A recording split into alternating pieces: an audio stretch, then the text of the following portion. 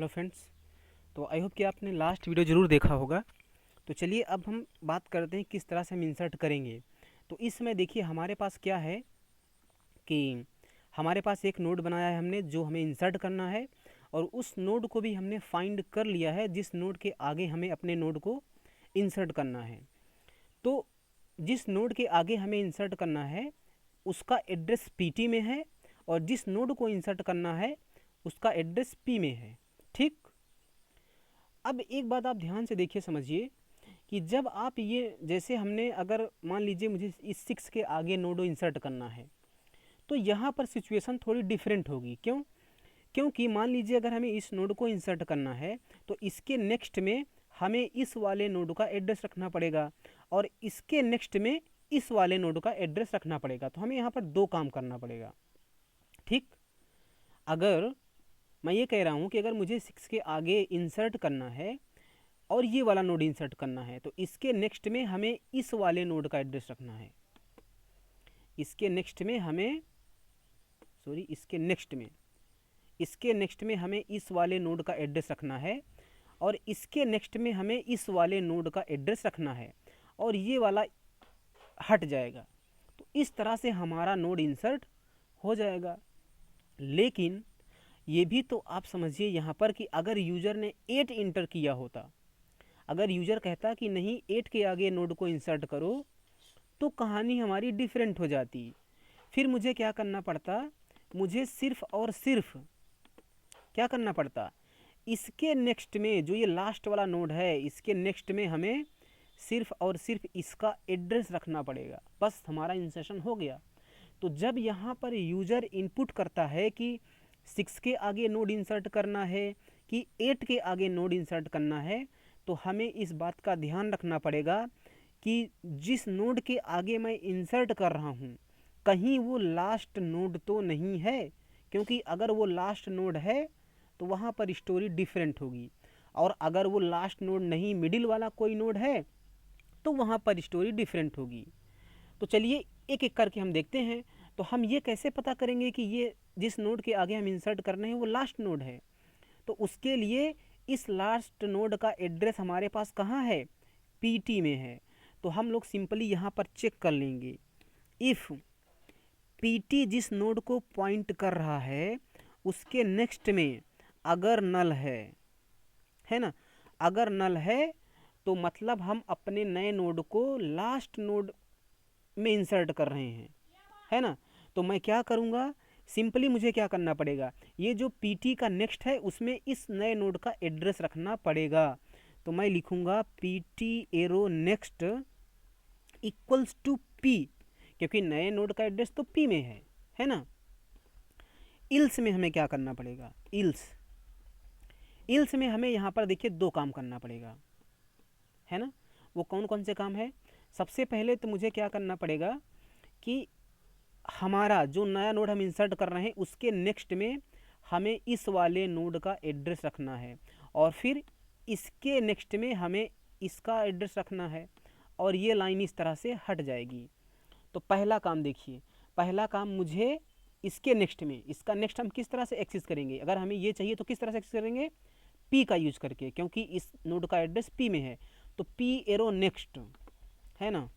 तो मैं लिखूंगा P arrow next equals to, P arrow next में हमें क्या करना है? इसका एड्रेस रखना है, और इसका एड्रेस कहाँ है? इसका एड्रेस यहाँ पर है ना।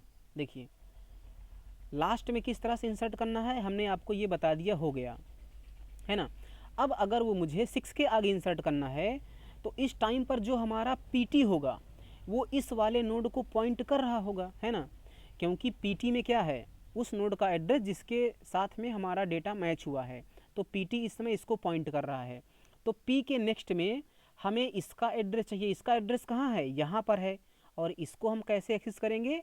पीटी का नेक्स्ट, राइट। तो पी के नेक्स्ट में पीटी का नेक्स्ट हमें रखना है।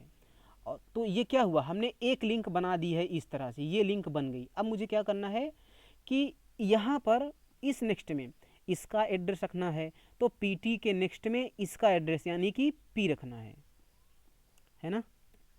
तो PT के नेक्स्ट में हमें P रखना है, राइट। तो हमारा काम हो गया। अच्छा, मैं यहाँ पर अगर मैसेज देना चाहूँ तो मैं यहाँ पर एक मैसेज दे देता हूँ, क्या कि the node inserted as last node, है ना, क्योंकि ये लास्ट नोड की कोडिंग है। और अगर यहाँ पर इंसर्शन होता है तो मैं एक मैसेज दे रहा हूँ कि node inserted as middle node, ठीक है। तो इस तरह से हमारा इंसर्शन आई होप कि हो गया होगा, है ना। चलिए, अच्छा, मैं अब प्रोग्राम को मैं रन कर रहा हूँ, अब आपको रन करके दिखाता हूँ। अगर कुछ एरर होगी तो फिर हम लोग एरर को क्या करेंगे, दूर करेंगे, राइट। तो मैं क्या करता हूँ, GCC main.c, ओ क्या कह रहा है, search, did you mean B search, okay. यहाँ पर आई गेस जो सर्च फंक्शन है हो सकता है उसका कुछ प्री डिफाइंड हो, राइट। तो मैं यहाँ पर एक काम कर लेता हूँ, सर्च नोड नाम से फंक्शन बना लेता हूँ, ओके, सर्च नोड।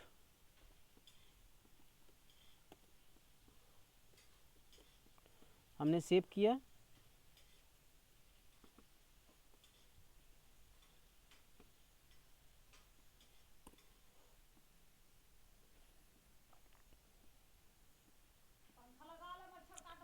ओके।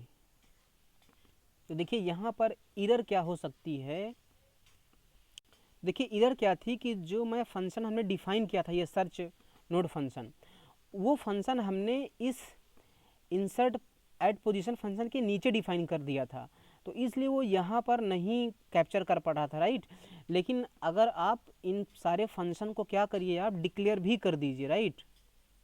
इस तरह से आप सारे फंक्शन का देखिए डिक्लेरेशन करना पड़ेगा। अगर आप डिक्लेरेशन नहीं कर रहे हैं यहाँ पर तो फिर आपको ऊपर नीचे ये ध्यान रखना पड़ेगा कि जिस फंक्शन को आपने ऊपर डिफाइन किया है उसी फंक्शन को आप नीचे यूज करें, है ना। तो एक फंक्शन अभी और है, ये वाला फंक्शन। तो आज हमने दो फंक्शन इसमें बनाए हैं, तो दोनों फंक्शन को मैं क्या करता हूँ, मैं डिक्लेयर कर दे रहा हूँ, ठीक।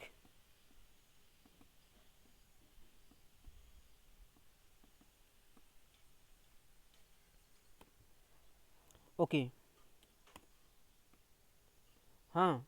अच्छा, सबसे बड़ी बात देखिए, हमने कोडिंग तो की नहीं यहाँ पर। देखिए जो हमारा मीनू फंक्शन है,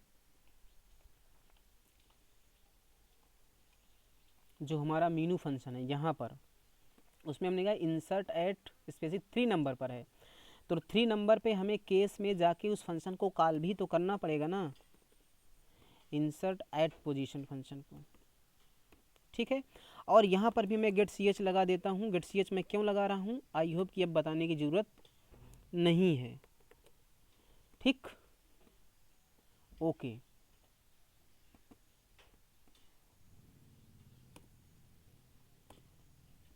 देखिए, तो सबसे पहले मैं 4 इंटर करता हूँ। देखिए हमारी लिंक लिस्ट इम्पटी है, राइट। अब मान लीजिए कि मैं 1 इंटर करता हूँ और हमने 1 इंटर कर दिया और देखिए 1 आ गया। अब फिर मैं 2 इंटर करता हूँ, मैं 2 इंटर करता हूँ, तो देखिए 1 2 इंसर्ट हो गया। अब मान लीजिए मुझे 1 के आगे एक नोड को इंसर्ट करना है, तो मैं 3 प्रेस करूँगा और क्या कहें, नोड वैल्यू, मान लीजिए मुझे 3 इंटर करना है और 1 के आगे इंटर करना है, तो देखिए कह रहा है node inserted as middle node, है ना। और अब मैं अगर 4 को करूँ तो देखिए 3 यहाँ पर मिडिल में इंसर्ट हुआ है, राइट। अब फिर से अगर मैं 3 को इंटर करूँ, इस बार मुझे 4 इंटर करना है, तो मुझे 4 इंटर करना है और 2 के आगे इंटर करना है। देखिए इंसर्टेड एज लास्ट नोड, और लास्ट नोड तो as a last node insert होना भी चाहिए क्योंकि ये लास्ट में देखिए इंसर्ट हुआ है। तो देखिए ये हमारा प्रोग्राम बिल्कुल परफेक्ट बना है, राइट। मान लीजिए कि मैं 5 प्रेस करके बाहर आता हूँ और एक बार मैं इस प्रोग्राम को और रन करता हूँ, ठीक है। और मान लीजिए इंसर्ट एट स्पेसिफिक पोजीशन मैं 3 चॉइस कर लेता हूँ और मैं वैल्यू इंटर करता हूँ लेट से, फिर कुछ वैल्यू दे दिया, तो देखिए कह रहा है list is empty, insertion not possible, है ना। इनफैक्ट हम इसको और अच्छा बना सकते हैं कि हम पहले क्या करें कि इस उस नोड की वैल्यू लो जिसके आगे मैं इंसर्ट करना चाहता हूँ, और सर्च ऑपरेशन परफॉर्म करने के बाद अगर वो नोड मिल जाता है तब मैं ये 2 इंटर करूँ, है ना। आई होप कि आप समझ पा रहे हैं मैं क्या कह रहा हूँ, क्योंकि 2 वैल्यूज को इंटर करना, उसके बाद ये पता करना भाई लिस्ट में डेटा है ही नहीं है, तो इस 2 को इनपुट करने का कोई मतलब नहीं है। तो आप लोग ये करिए, राइट। फिर देखिए मैं 4 इंटर करता हूँ तो कुछ लिस्ट नहीं है, फिर मैं 1 इंटर करता हूँ, देखिए मैंने 1 इंटर कर दिया।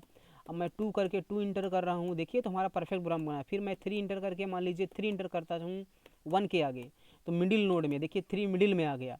अब मान लीजिए मुझे 4 इंटर करना है 2 के बाद, तो लास्ट में जाएगा, है ना। फिर मान लीजिए मैं 3 मुझे 5 इंटर करना है, 4 के बाद इंटर करना है, तो फिर से देखिए ये लास्ट नोड ही होगा क्योंकि 5 लास्ट है। मान लीजिए मुझे 2 के आगे कुछ इंटर करना है, 2 के आगे, राइट, तो मैं चॉइस इंटर करूँगा 3।